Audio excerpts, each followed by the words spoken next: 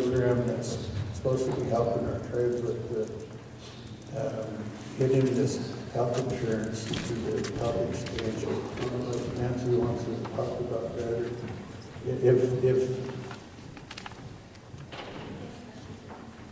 or if you have any questions on the health exchange, go ahead and speak with Nancy, because she's been working really closely with the state. And I heard at the Centennial Corridor state is like the #1 out of all the states, kind of taking, I guess they have the best program, so you can owe that to Nancy and the people that she works with. But I'll pass it on to our next presenter, Ernest Brooks.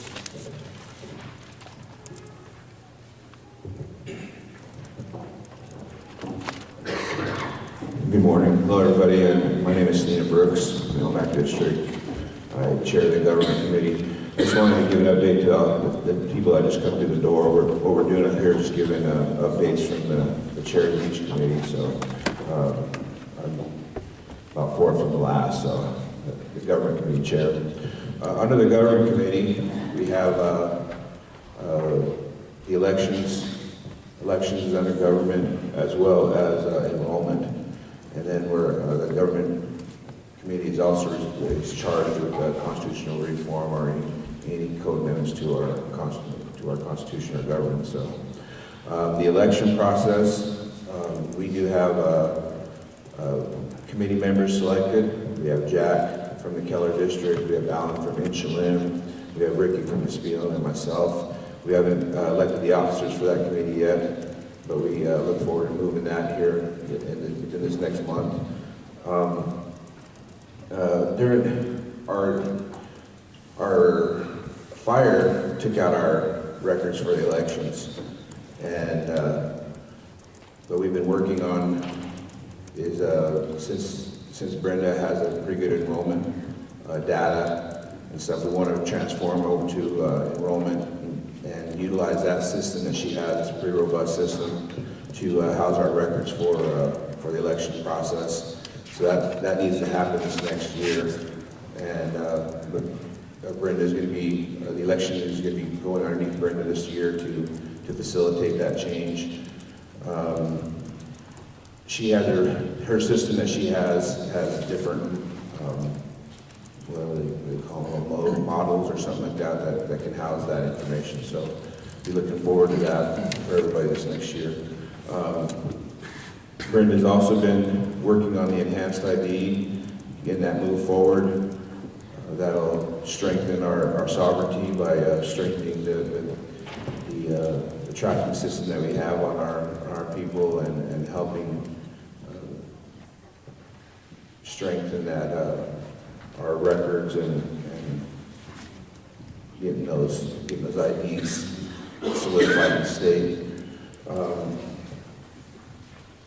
The constitutional reform, Ricky, a couple years ago, created a committee that was supposed to reach out to the community and do constitutional reform. I hope to revive that committee and get some input from the community on what we can possibly do to strengthen our sovereignty through our Constitution and through our codes. So I'll be reaching out to the community on getting involved with that, hopefully within this next year, and help start that process.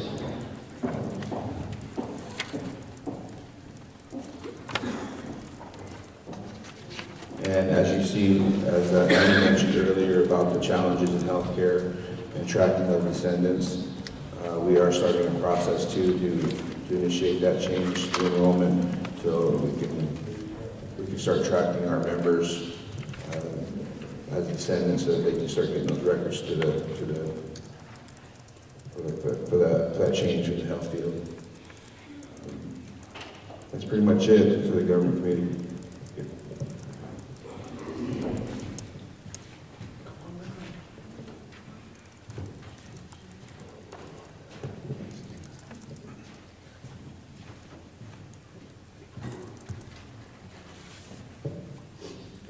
Good morning. My name is Benny Marchand Jr. I'm elected out of the OMAC district. I serve as the community development chairman. John Cyrus is my first chair, and Lynn Holder Palmentier is my second chair. Some of the things we've been working on in community development are the lack of housing needs that we have throughout the reservation. We've actually called in all the programs that can provide different types of funding sources and services, and working together, trying to all get on the same page and see how we can be more efficient in trying to provide more homes for our families throughout the reservation. Smoker Marchand's been a big part of that, is actually leading it, and we're hoping to have a single brochure, so when a tribal member comes to the Spelum, they can look at the different sources and see which ones actually they're eligible for. We've, as you know, we've got a few FEMA homes this last summer, and we're looking at the possibility of maybe getting some more next summer. Smoker's also leading the FEMA home applications, and what we're trying to do is get a list of applicants so that when next year comes and this opportunity comes up, if the council decides they want to move forward with these FEMA homes, we'll know exactly how many we need to get. Some of the other things we've done is we've, as you see, some of these old broken down Cabo Confederated Tribe signs, you know, that border our reservation. Planning's been working real hard, and they've actually gotten DOT to pay for the signs on our bridges, and those were donated for free, and we're in the process of getting some new signs that should be in ground next spring. I think there's like 9 different sites that are going to be posting them. And so as a council, we decided that, you know, our sign should be presentable and make sure that it's something we're proud of. As far as the 4% out of the Quam, Inchland has decided to take their money and go as a 501c3. They've got their own committee, and so they're kind of working on their own thing. Keller decided to allow their money to stay in the interest budget and slowly do projects as the interest accumulates. The Spelum has taken some of their money and did some rehabilitation in their community center, making it handicap accessible and stuff. As far as OMAC, we've our community members voted and decided to split half the money for the elders, and they're in the process of hopefully getting a new senior meal site over there next year. They've got a very old building and roofs leak, and so I think we spent up to $100,000 on an architect and engineer design. I think that's out being worked on. They're required to work with the elders, so the elders will have input on the building that they want. The other half of our money is going to the youth. They're in the process of forming a youth advisory board, and so they'll be deciding what we do with that money. The other thing is, I want to mention over at the OMAC Center, last night and last Friday, they've been having movie nights for the last two Friday nights, and they've had over 100 people show up. And I think that's pretty awesome, giving our tribal members and kids an opportunity to come and watch a movie for free. They serve popcorn and pop and juice and whatnot, and provides them with a safe, healthy atmosphere. And so I wanted to bring that to the surface, that I think that's a good thing. And we're also open 6 days a week over there. I think Keller's open 6 to 7 days a week. I'm not sure about the other districts. Also, on September 24th, we, through 10 signature, we rescinded the 2013-132 resolution on the allocation of the $40 million.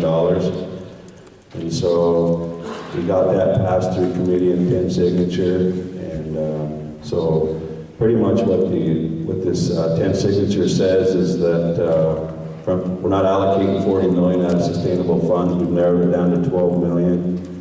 We've given Francis the direction to keep, looking for other grants, USDA block grants, using some of the insurance, new market tax credits. And so he's been doing a good job on that. Put a lot of stress on him, and but he's handling it pretty good. So we're also working with energy, our energy program. We've got a new leader that's kind of getting us going, and that's Jim Ronyak. And I'm glad that he's helping them out and getting them going in the right direction. So maybe we can be a lot more productive out of the energy program. And then some of the other things that we're hoping to get done, and a lot of these projects come from CTFC board, but they'll usually come through management and budget and community development. And we're hoping to move forward with the industrial park at OMAC next year. The board's talking about a new casino in OMAC, of course the new senior mill site, talking about a C-store down at Mill Bay, just expanding on the tribal trails over there. We're pretty small, pretty limited, and anytime you go to fuel up, you got to stand or sit in your car and wait for 5-10 minutes for an open pump. And so they're looking at an expansion of that and making it more of a full truck stop for it to be open for 24 hours. They're looking at bringing in Denny's. We looked at the possibility of bringing in a Costco, and that kind of fell through for us. And so there's a lot of job opportunities that should be coming up in the next year, and we're surely pushing Indian preference. Thank you. Sorry, Peace Stop Steel, Snapkin, aka Jim Boyd. I'm chair of the Law and Justice Committee and Inchland District Council, and the vice chair is Michael Finley, and second vice is Billy Nicholson. And a lot of what we've been working on within, who comes into our, to Law and Justice is actually programs like public safety, law enforcement, PD, EMTs, corrections, and ORA, and legal services, and more. And so we cover a lot of different area here. But one of the things that today I'd just like to say that I would like to recognize a lot. I'm very proud of our PD and a lot of the different organizations that we have under here. And I think, I see some of our people in uniform here today, and they have a tough job, a very tough job, and they do it well. And if you can, if you have any questions regarding some of them or anything else, you can direct them directly into them, or just go up and shake their hands or something. They do just awesome work, and they have. But I'd just like to recognize them when they're here, and also some of the things. A lot of what we work on has been.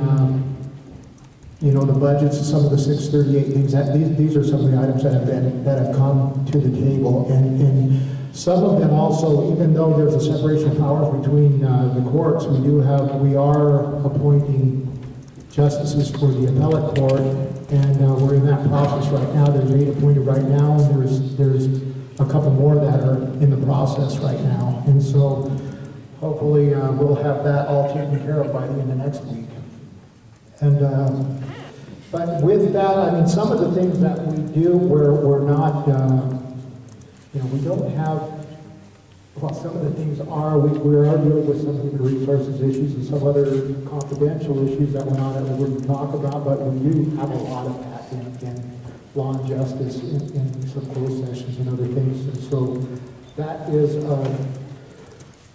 so with that, I would just like to also, we have the Arrow Lakes Aboriginal Society also under Law and Justice Committee, and some of that is, we would like some of your input on some of the matters and some of the assertions that we're doing, both as Arrow Lakes people, asserting rights, title, and interest in BC, and whether, we would like input on what we should be doing. There's a lot of pretty hot issues when it comes to that. We're pretty split people sometimes when it comes to that. We have both north and south, and we have people that are working very hard on these issues all across down here and in Canada. And I would just like to we would love to get your input on some of these matters. And today, we'll be here, you know, pretty much all day, and there will be other presentations.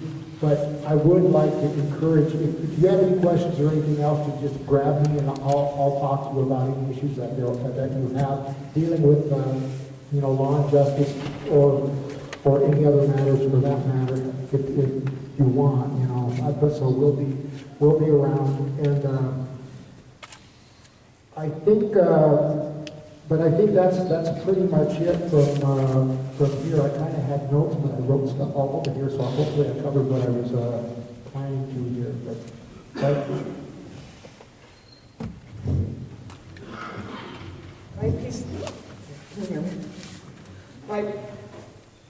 Mai pisnexio pisquis kaskan nia pisquis tivis timor kinko inchalimu kikinmu Hi, my name is Stevie Seymour. I'm from the Interlock District and was just elected this past year. I currently chair the Culture Committee. Vice chair is Ricky Gabriel. Second vice is Andy Joseph. And our secretary is Peggy, sitting in the back, so she can also be contacted if anybody has the need to reach the Culture Committee. First, I'd like to recognize our delegations. We are working with the ONA, and that was started a couple years ago, a unity with the ONA. And John Cyrus is our delegate for the ONA, the Okanagan Nation Alliance, between BC Okanagans and the Caldwell Tribe. And Ricky Gabriel is our delegate for the American Indian Culture Committee. That works with the MAC and other various tribes around the area. So a huge issue for us right now in the Culture Committee is language. We've been working diligently on language. We are in a state of emergency. And in particular, last year, before I was on, the council made a decision to start a language endowment, which is, in my opinion, really awesome. The goal is to get this endowment up to $12 million.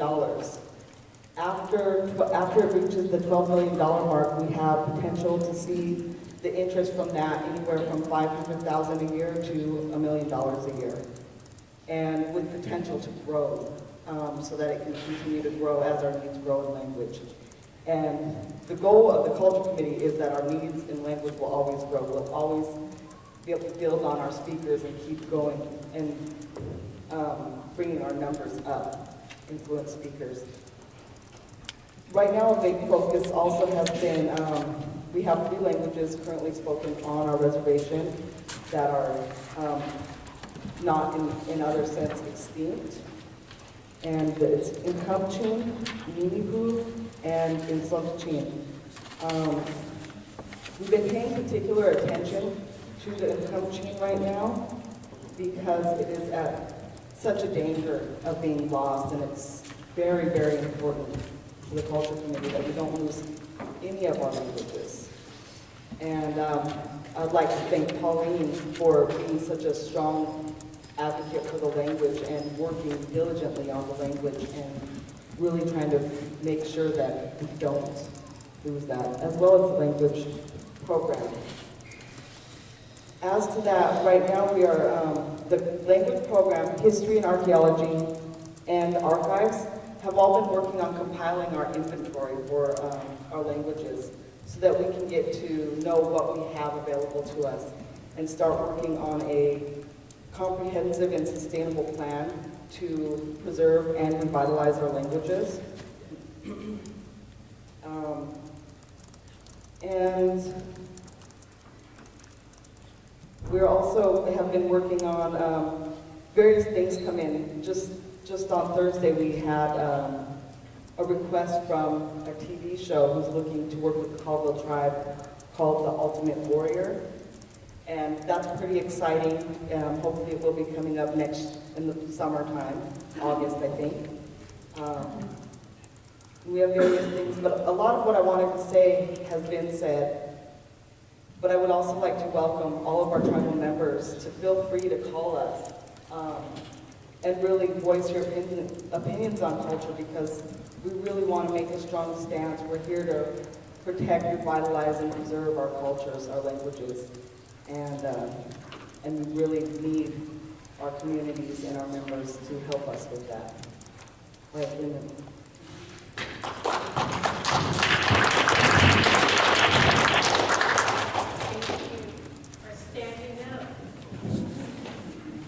Okay, we're a little bit ahead of schedule here, but I do know that Francis and his staff do have a lot of information to share. We want to allow as much time as possible. Maybe that's a little extra time for Dana, which I'm sure will take us into lunch, because there's a lot of material there. There's a lot of information we're going to have to process. So I'll just go ahead and call you up now, Francis.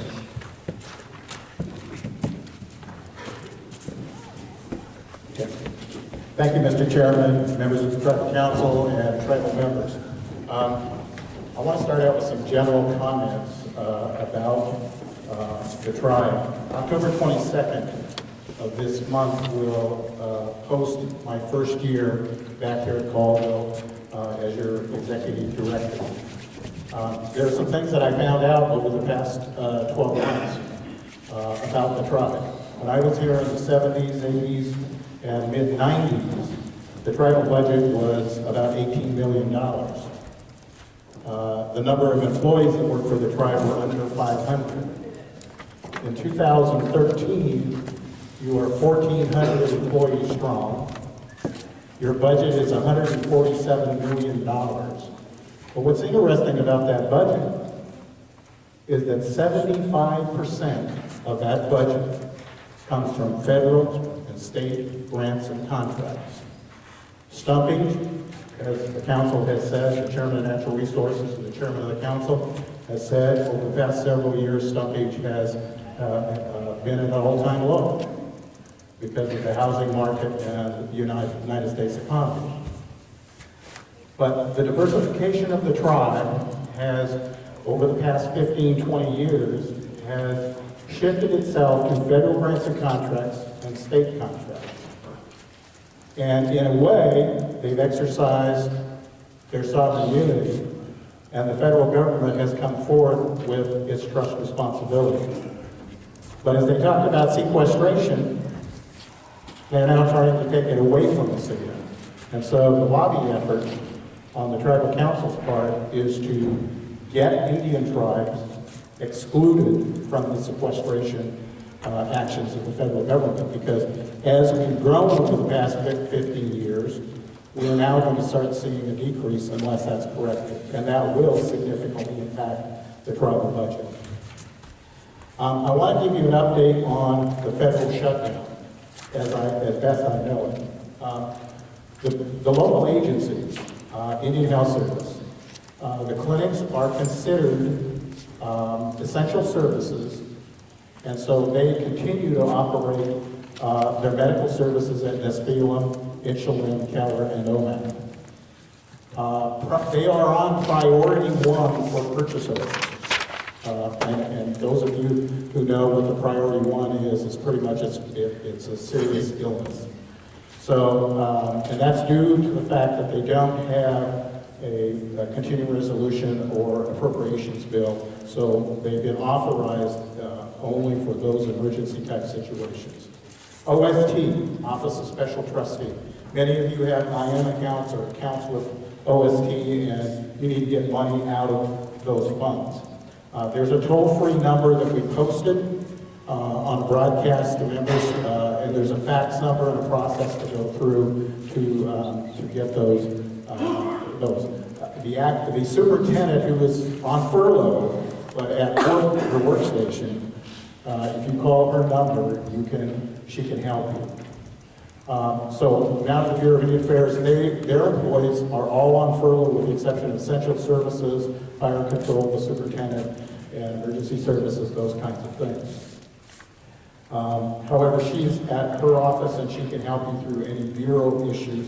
Forestry is operating. There are contact numbers that she issued right after the government shutdown. We are anticipating the government shutdown. Last word I heard was potentially the 17th. Congress may decide something, but you never know. So that's pretty much the information on the federal shutdown. I wanted to talk about what my role is as executive director, because a lot of people look to the executive director to solve all of their problems, and the job is 99% problem solving. But the real job of the executive director is to advise tribal council and carry out their actions. So as the council passes resolutions, I'm obligated by law to carry out those transactions. As they pass ordinances, I'm obligated to enforce those ordinances. As they issue directives as a 14-member body, I'm required to carry out those directives. And then, of course, I supervise all of the staff under the employee personnel manual and through directives of the executive director. And that leads me into what I want to talk about in terms of the workload. 1,400 employees, $147 million budget. One person can't handle that. So I have a team of people. And one thing I've learned over the past 12 months about the tribe as it's structured is its organizational structure. We currently have four departments now with the development of the Department of Commerce. We have three departments. The Services Department, which handles education, social services, and health. And a few other programs that nobody else can figure out where to put them. We have land and property. Land and property is basically our forest, natural resources, fish and wildlife, all of those kinds of programs. And then we have public safety, which is corrections, law enforcement, and certain legal services. Then we have Department of Commerce, which the NMB chairman talked about a little earlier, and that is a department that's going to handle all of the compacts between the state of Washington and the tribe and create new ones and take advantage of our ability to tax non-Indians doing business on the reservation. So what I propose to do is, the next slide. Oh, there it is. What I'm proposing is to have 6 departments. Those would be the Department of Education, the Department of HHS, Health and Human Services, the Department of Centralized Services, which would be basically all of the administrative services of the tribe, computers, IT, enrollment, all of those kinds of things, elections. The Department of Commerce, the Department of Public Safety, and the Department of Land and Property. And I'm still working on issues with the tribal council on that, but that organizational structure will allow us to distribute the workload appropriately and get better services to you. What I wanted to express here is, even though that looks like an increase in personnel, it really isn't. It's an increase of one department head. Because we are already spending money for those positions in a different capacity.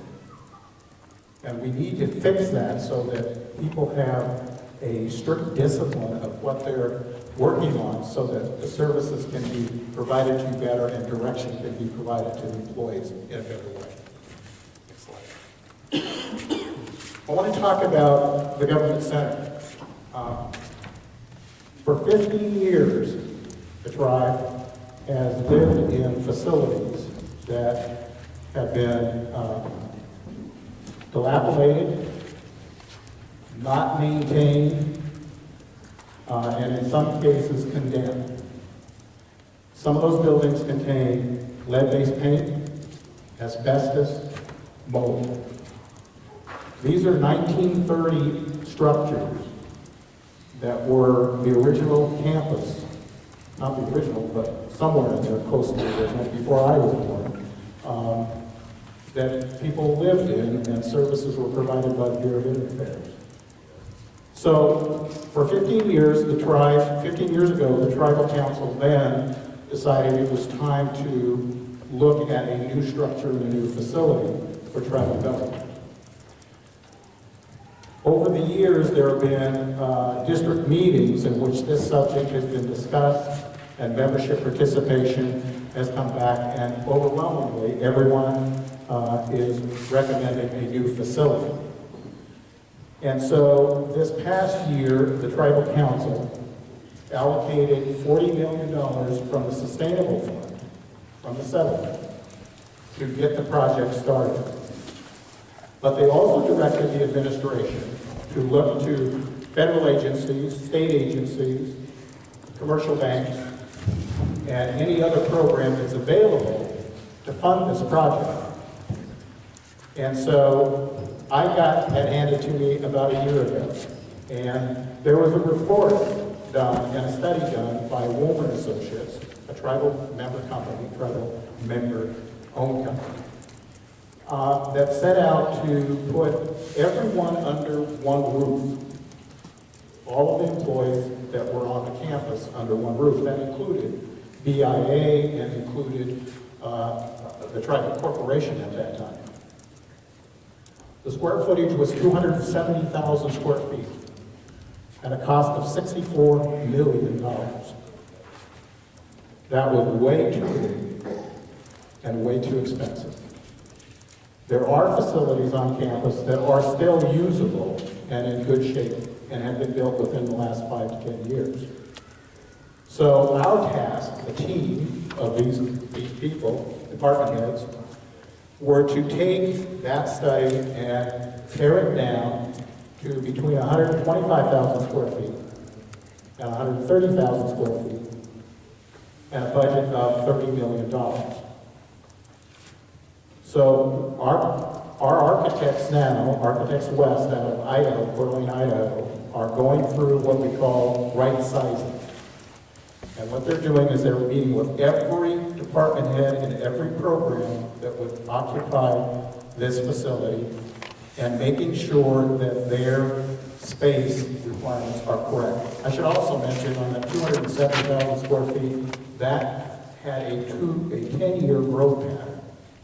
So what I don't want is to have people move into this building and have 10% of the building unoccupied. What we need to do is design this building so that it meets our needs today, and as we expand, we can expand. We're also looking at the potential of, in the industrial area of the campus, of putting the technical people who need labs and wide open spaces into a different and new structure that's more conducive to them, but that the services and administration and the tribal council and BIA will all be in one building. For those of you who have lived here for many years and you go to the agency to get services, it's pretty difficult to find where you go to get certain services. So having that all under one roof was a good idea. But what I want to talk about in the government center, because we talk about $30 million, and wow, that's a big price tag, is I want to talk about how we keep that money in the tribal economy. How do we save that money here? Obviously, on a $30 million project, it's unlikely that we're going to find a Colville tribal member company capable of building this building. But, as Jack said, we have TARO. And in every contract we release out of administration, there is TARO requirement, TARO compliance utilization plan, and there's an India preference clause. So anybody you know who's a Colville tribal member who is in the construction trades, electrician, a plumber, a carpenter, a laborer, or whatever, get them into TARO, get them to fill out an application, because this project's coming next spring. And construction's going to start. If we can get that money, get them hired by the general contractor, and they get a paycheck, that's keeping it in the tribal economy. And a good percentage of that $30 million or $28 million, whatever it comes out to be, will go back into the tribe's economy. Today, we export too much money from this reservation in outside services. We need to keep that here on the reservation, employing tribal members. And so that's our plan and strategy. Next slide. So I think the council talked pretty much about the need. I talked a little bit about the need for this building. The site has been selected. It's the just off the highway 155. It's the site where the government tribal administrative building was to the south. And so we're going to have to clear out, next slide. We're going to have to clear out some of the footprint. So this is a picture of the campus. So I'm just going to walk up here and show you that here's Highway 155.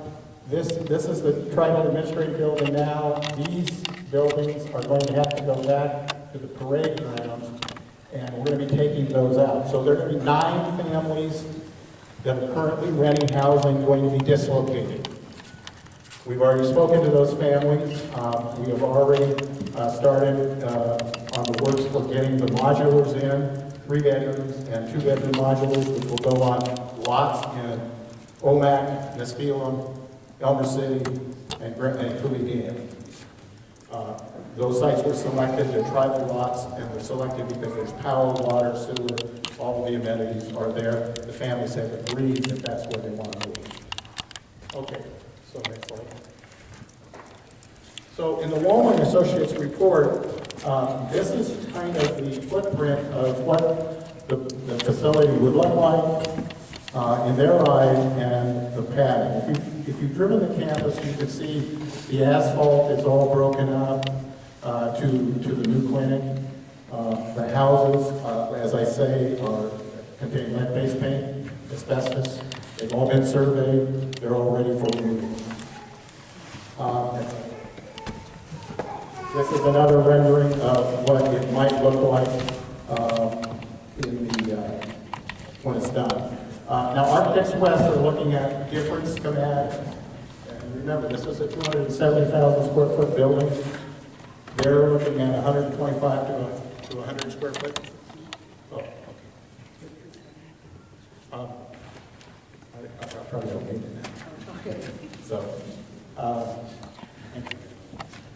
So these are just renderings, but Architects West is looking at a different design, employing with Jim Rogan, who is helping Energy, on designing this facility so that there is much natural light coming in, that there are solar panels and other new technologies that would reduce the cost of our annual operating cost of the facilities.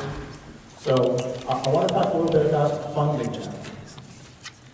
It's always been the intent of administration, based on direction from the Tribal Council, to not utilize any of the Quam funds or the Sustainable Fund that's been allocated to us. The good thing is, by giving us that allocation, we're able to start the project early. And then whatever the costs are, roll them over into the financing. And so that's what we're suggesting to do. And thanks to the chairman of the council and the chairman of M&B, they've already started discussions with KeyBank relative to a potential low-interest, long-term loan that would fund this project. Now, the second thing we're looking at is a new program. Actually, it's not new. It's been out there for a while, but one that very few tribes have used. It's called New Market Tax Credits. And what that is, excuse me, is tribes are eligible for new market tax credits. What we have to do is we have to create an LLC, limited liability company, to hold the structure. And then the tribe enters into a lease to use the facility and the BIA. Some investor out there who has, let's say, $8 million, on a $40 million project, you can get 20% new market tax credits. That would be $8 million.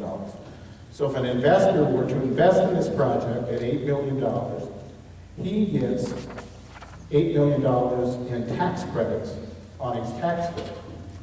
And the limited liability corporation gets $8 million free money, grant money, so to speak. So you can see if we have a $30 million project and we get $6 million, 20%, then the loan is going to be substantially less. And that's how we propose to finance this project. And then, of course, in this facility, we are looking at a healthy cafeteria type situation, so people can get some healthy foods when they're working at the tribal office building. And we're looking to charge back to the Bureau of Indian Affairs and others who occupy the facility a lease rate that would assist us in paying the principal and interest off. So I want to show you this last slide because this is pretty rough. This is kind of a site development of which Architects West are looking at. They've actually taken a different approach to the design of this facility and having really 3 wings. And what this is doing is it's allowing us to bring in that natural light and to have wide open spaces. Some of you who are computer whizzes probably have heard about the new kind of architecture, kind of office building that Google has started out, and many agencies and many tribes are adopting, is that they're wide open spaces like we're in today. And it allows them to communicate better with each other and work better and has a better environment. You get natural light and so on and so forth. So this is one of the concepts they're looking at. But I want you to pay particular attention excuse me, to the way they've designed the courtyards. Because in the summer here, when there's good weather, we can use that courtyard for meeting places, general council meetings, private meetings, whatever. And it gives a place for people, employees, to go and recuperate, rest and relax, to enjoy the outdoors. And we're Native people, and that's what we do. So I just want you to know that the project is moving forward. You already have seen that the Tribal Administrative Building was destroyed by fire. That demolition is already underway, and we hope to have that completed before Veterans Day so that they can have their ceremony there. And you're going to start seeing a demolition contract, RFP for people, tribal members to take out the rest of the buildings that are outdated. Also an RFP for tribal member construction companies to lay the pads and hook up the electrical for those non-members. So with that, I want to conclude on the Government Center. At lunchtime, feel free to come up and talk to me. I have some plans here. I have some space data on what's going on right now. But the next thing you're going to hear from is the financial reports. And I think, is Tom going to go first? David's going to go first. This is David Asaka. He's your controller. Hi, good morning. Let me go ahead and get set up here. I just want to thank you for the opportunity to present today. I'm honored. This is my 4th presentation at the General Assembly meeting. So again, thank you very much for letting me be here today. I'll be presenting 2 facets. What I'll be presenting is the fiscal year 2012 audit. I'll also present the investments, the 12-month plan, and then Tom Sargent, who's a member of the Cabo Tribe, is the budget director. He's going to be presenting the fiscal 14 budget.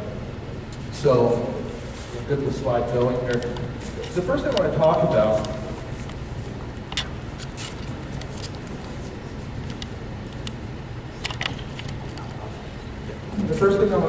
about on the first slide deals with the fiscal year budget. And one of the things that have come up this last year is I've gotten some calls from members asking for financial information. So I want to start publicizing it. We do publicize our financial statements online. You can currently find them at the Federal Clearinghouse, and that's the website is census.gov. I tried to get on last night, but due to the shutdown with IRS, you can't get on it since it's closed.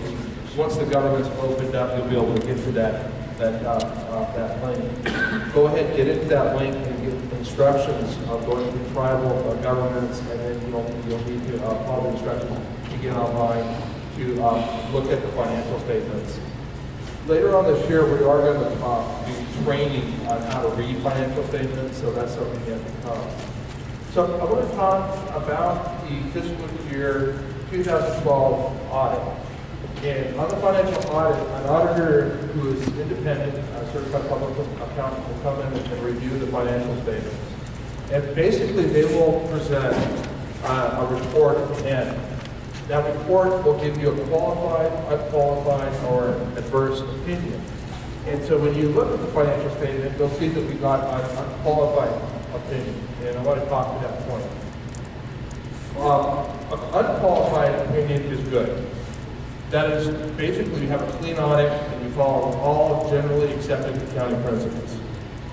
An unqualified opinion is the same as unqualified, except what, the difference is that first, I should note that an unqualified and qualified opinion, the financial statements represent the net position fairly and in all material respects. So they both have that in common. But if you get a qualified opinion, what that means is that we didn't follow, or the organization did not follow one of the accounting principles that's dictated in either GASB or FASB. Those are generally accepted accounting standards for governments. And so what you'll find is that the tribe has received an unqualified, has received a qualified opinion because the council has chosen not to include some of our enterprises. And the reason for that is we don't include our housing or CFED or CTEC. The reason for that is that we don't want to expose some of the gaming revenue. It's proprietary information. And so it's actually a good thing that we don't include those in our company or our tribal-wide financial statements. So by holding out on not disclosing that information, we're not following one of the accounting principles that says you have to include all your components. Those are all your corporations and different type of enterprises within your government and your company-wide or government-wide financial statements. So I hope that's clear that when we look at our fiscal year 2012 audit, that we've received a qualified opinion, which is actually good and favorable for the tribe. And then we've had 4 findings. So I want to talk about those 4 findings in a little bit. But first, I want to go to the next slide. Okay, the next slide here. I want to talk about. Excuse me, I forgot to hand out some of my handouts here.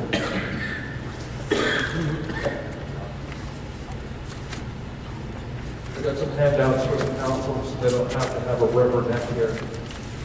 When you take some time to hand those out, I'll go ahead and explain what this next part of the presentation of the fiscal year 2012 audit is.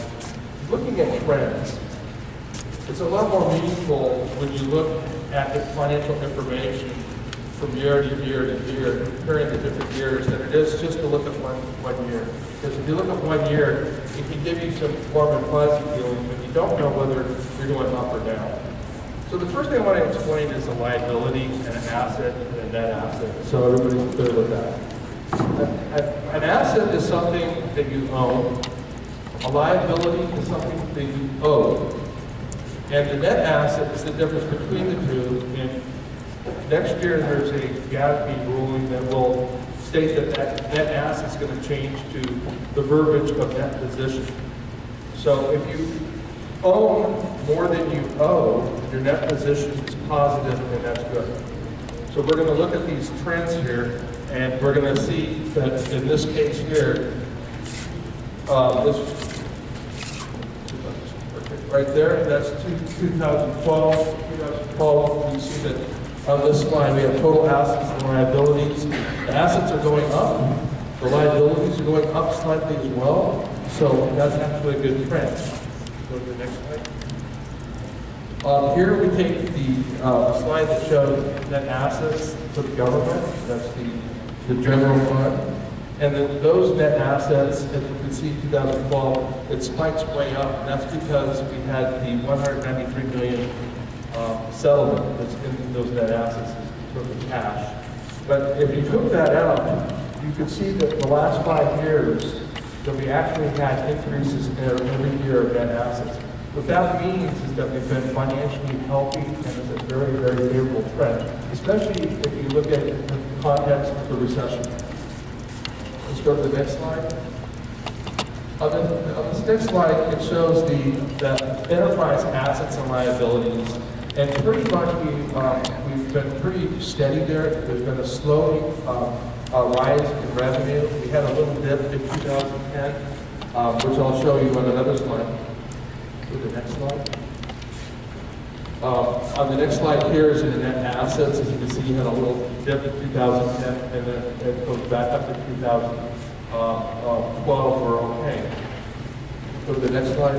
One thing that I'll note on enterprises is that we had to do an adjustment in 2010. We're going to see a blip here on one of the experiences. The adjustment we had to do is that we were carrying a lot of receivables, $2 million to be in the ballpark of $2 million that were not really going to be received. So we were holding on receivables for 20 years because we don't have a statute of limitations to receive money.